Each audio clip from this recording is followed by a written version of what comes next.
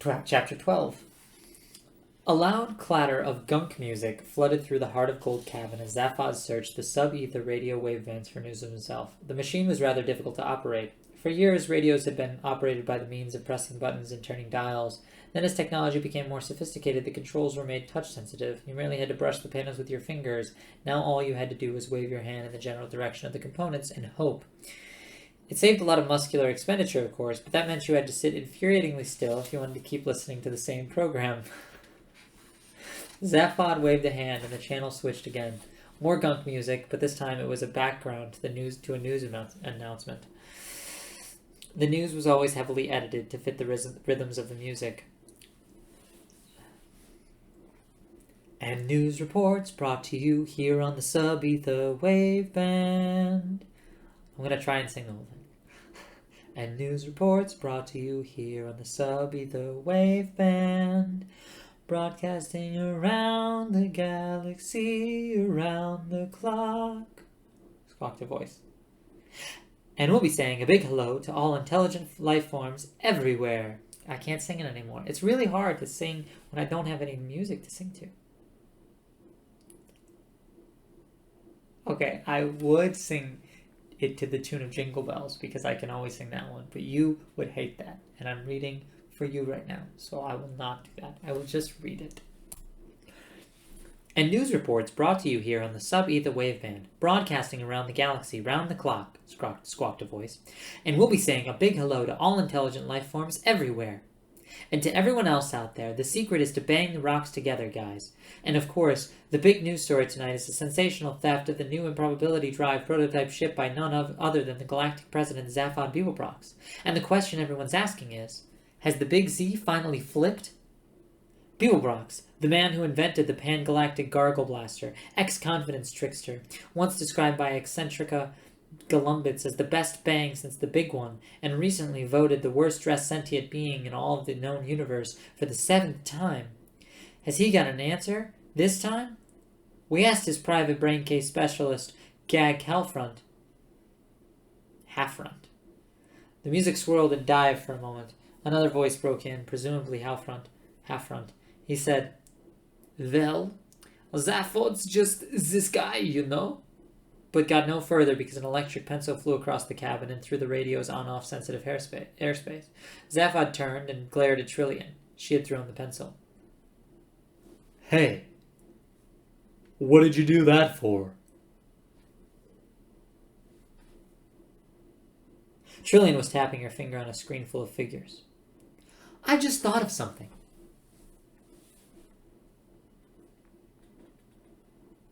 "Yeah? Worth interrupting a news bulletin about me for?" "You hear enough about yourself as it is." "I'm very insecure. We know that." No, that was like the robot. "I'm very insecure. We know that." "Can we drop your ego for a moment? This is important." "If there's anything more important than my ego around, I want it caught and shot now." Zaphod glared at her again, and then laughed. "Listen, we picked up those couple of guys." "What couple of guys?" "The couple of guys we picked up." "Oh yeah, those couple of guys." "We picked them up in sector ZZ9, plural Z Alpha." "Yeah?" said Zaphod, and blinked. Trillian said quietly, "Does that mean anything to you?" ZZ9, plural Z Alpha. ZZ9, plural Z Alpha? I'm doing his voice differently. ZZ9, plural Z Alpha? Well? Well? What does the Z mean? Which one? Anyone. One of the major difficulties Trillian experienced in her relationship with Zaphod was learning to distinguish between him pretending to be stupid just to get people off their guard, pretending to be stupid because he couldn't be bothered to think, and wanting someone else to do it for him, pretending to be outrageously stupid to hide the fact that he actually didn't understand what was going on, and really being genuinely stupid. He was renowned for being amazingly clever, and quite clearly was so, but not all the time, which obviously worried him, hence the act. He preferred people to be puzzled rather than contemptuous. This, above all, appeared to Trillian to be genuinely stupid, but she could no longer be bothered to argue about it. She sighed and picked up a star map on the visit screen so she could make it simple for him, whatever his reasons for wanting it to be that way. There, she pointed. Right there. Hey, yeah, said Zaphod. Well? Well, what? Parts of the inside of her head screamed at the other parts of the inside of her head. She said very calmly, It's the same sector you originally picked me up in. Hey, yeah. Now that is wild. We should have zapped straight into the middle of the Horsehead Nebula. How did we come to be there? I mean, that's nowhere. She ignored this. Improbability drive, she said patiently. You explained it to me yourself. We passed through every point in the universe. You know that. Yeah, but that's one wild coincidence, isn't it? Yes. Picking someone up at that point?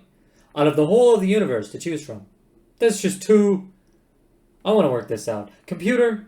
The Sirius Cybernetics shipboard computer, which controlled and permeated every particle of the ship, switched into communication mode.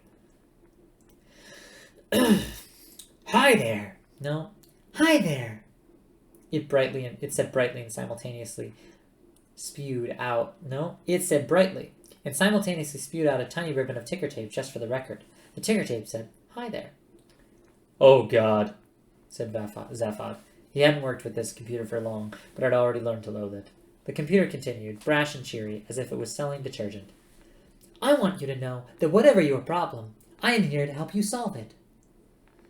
Yeah. Look, I think I'll just use a piece of paper. Sure thing, said the computer, spilling out its message in a waste bin at the same time. I understand. If you ever want... Shut up, said Zaphod, and snatching up a pencil, he sat down next to Trillian at the console. Okay, said the computer in a hurt tone of voice and closed down its speech channel again.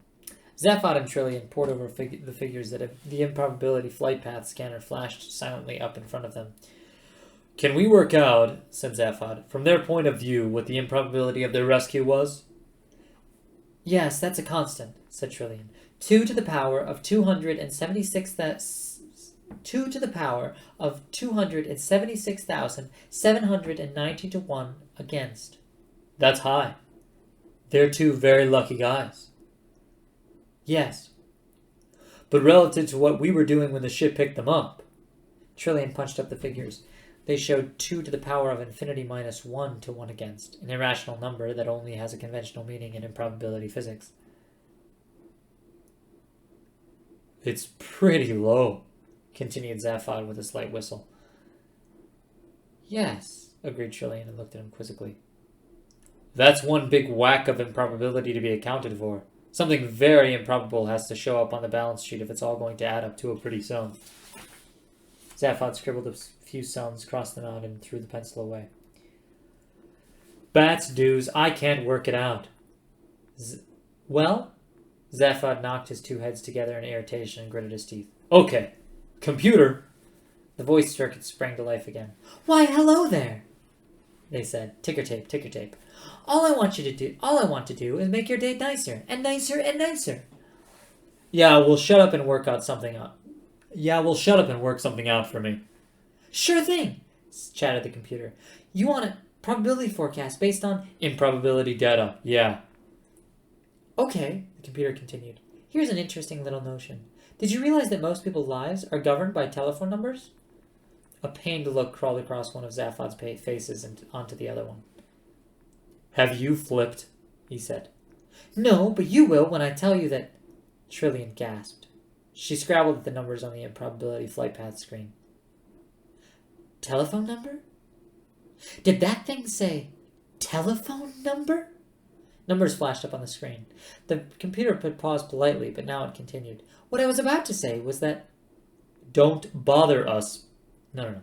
Don't bother us. Don't bother us, please. Look, what is this? I don't know. But those aliens, they're on the way to the bridge with that wretched robot. Can we pick them up on any monitor cameras? Marvin trudged on down the corridor, still moaning. And then, of course, I've got this terrible pain in all of the diodes on down my left-hand side. No, said Arthur grimly as he walked along beside him. Really? Oh, yes. I mean, I've asked for them to be replaced, but no one ever listens. I can imagine. Vague whistling and humming noises were coming from Ford. Well, well, well, he kept saying to himself. Zaphod Beeblebrox. Suddenly Marvin stopped and held up a hand. You know what's happened now, of course? No, what? Said Arthur, who didn't want to know. We've arrived at another set of those doors. There was a sliding door let into the side of the corridor. Marvin eyed it suspiciously. Well, said Ford impatiently. Do we go through? Do we go through? Mimicked Marvin. Yes. This is the entrance to the bridge. I was told to take you to the bridge. Probably the highest demand that will be made on my intellectual capacities today. I shouldn't wonder. Slowly, with great loathing, he stepped towards the door like a hunter stalking its prey. Suddenly, it slid open. Thank you for making a simple door very happy. Deep in Marvin's thorax, gears ground. Funny, he intoned funerally. How just when you think life can't possibly get any worse, it does. He heaved himself through the door and left Ford and Arthur staring at each other and shrugging their shoulders. From inside, they heard Marvin's voice again. I suppose you'll want to see the aliens now. Do you want me to sit in a corner and rust, or just fall apart where I'm standing? Yeah, just show them in, would you, Marvin? Came another voice. Arthur looked at Ford, who was astonished to see him laughing. What's... Shh, come on in. He stepped through into the bridge. Arthur followed him in nervously and was astonished to see a man lolling back in a chair with his feet on a control console, picking his teeth in his right hand head and his picking the teeth in his right hand head with his left hand. The right hand head seemed to be thoroughly preoccupied with his task, but the left head was grinning a broad, relaxed, nonchalant grin. The number of things that Arthur couldn't believe he was seeing was fairly large. His jaw flopped about at a loose end for a while. The peculiar man waved a lazy wave at Ford, and with an appalling affectation of nonchalance said, Ford! No. Ford! Hi, how are you? Glad you could drop in. Ford was not going to be outcooled. Zaphod! Great to see you. You're looking well, and the extra arm suits you. Nice ship you've stolen. Arthur goggled at him. You mean you know this guy? I feel like he would have said bloke. You mean you know this bloke? I feel like he would have said bloke. Know him? Exclaimed Ford. He paused, deciding on to do the introductions another way around. Oh, Zaphod. This is a friend of mine, Arthur Dent. I saved him when his planet blew up. Oh, sure, said Zaphod. Hi, Arthur. Glad you could make it. His right-hand head looked around casually, said, Hi, and went back to having his teeth picked. Ford carried on. And Arthur, this is my semi-cousin, Zaphod B.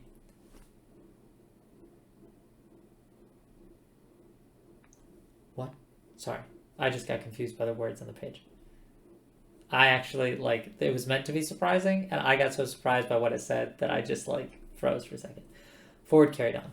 And Arthur, this is my semi-cousin, Zaphod B. We've met, said Arthur sharply.